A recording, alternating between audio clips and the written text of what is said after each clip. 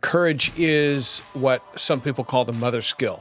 So you can learn all sorts of great tools and hacks and hobbies and, different things. But if you don't have the courage to go execute on them, then you can't actually get it done.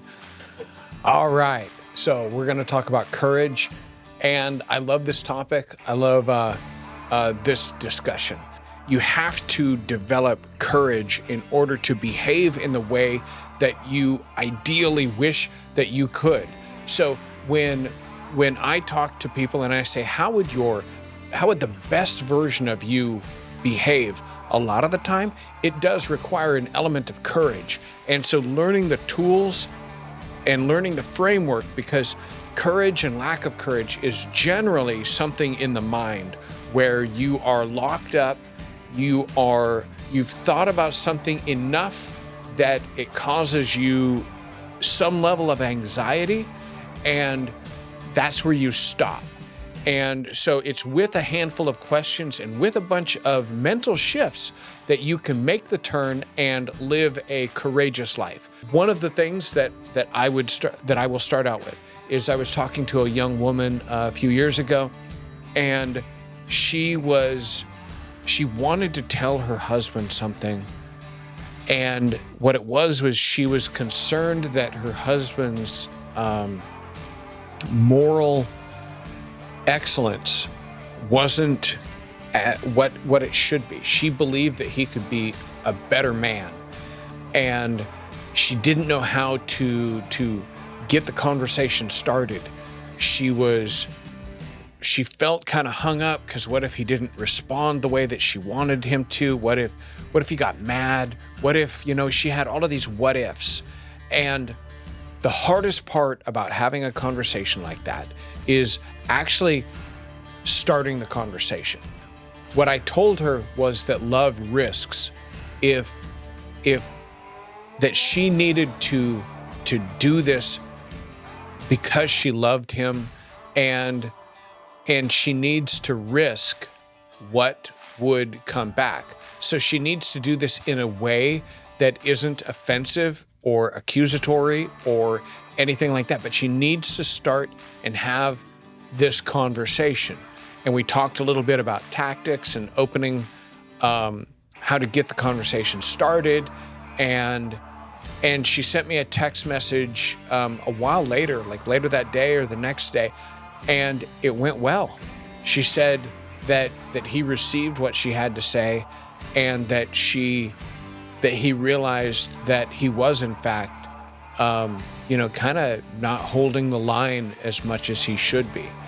And so that's my first tack on having difficult conversations. It's just getting them started. And if you care, you're going to risk. You're going to make a risk. The second is that if you want to live a life that's inspirational to people, then you have to overcome something. All of us want to live a life that is inspirational. When we look at the lives of people that have it really, really, really easy, there's a piece of us that doesn't admire that and is a little bit troubled by it. A lot of us, I know that people say, I wish my life was easier. I wish my life was easier. And it's not like those people over there. But the fact is that all of our lives have some kind of challenge.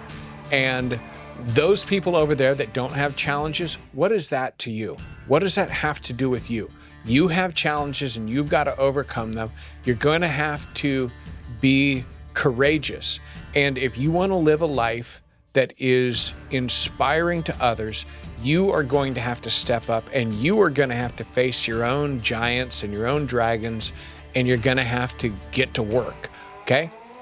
And you're going to need to figure out how to engage and go do something. There is somebody that's watching you. There is somebody that is close enough that if you do or you don't, they're going to notice. And sometimes it's our kids. And sometimes we will be more courageous if we're thinking about the people that we care about than if we're just thinking about ourselves and our comfort zone. So think about the people around you that are paying attention, and your courageous act could lead to their courageous act, and you shrinking back could lead to them shrinking back. So I'm not telling you to take responsibility for them, but I'm telling you that your behavior does affect the people around you. And if you do it and your voice trembles, that is okay. That is part of being brave.